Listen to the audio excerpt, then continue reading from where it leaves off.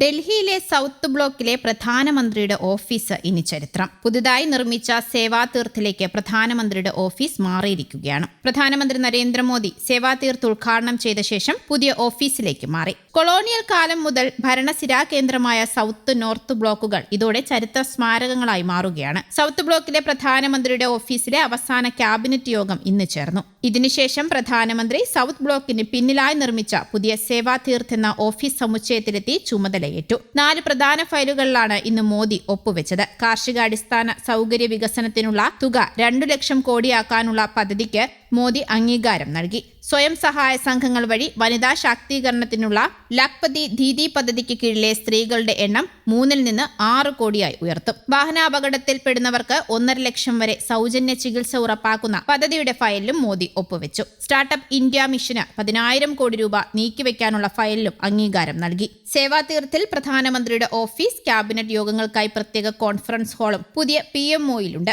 ദേശീയ സുരക്ഷാ council secretariat, cabinet secretariat, വിദേശ അതിഥികളെ സ്വീകരിക്കാനുള്ള ഇന്ത്യ ഹൌസും സേവാതീർത്ത് സമുച്ചയത്തിന്റെ ഭാഗമാണ്.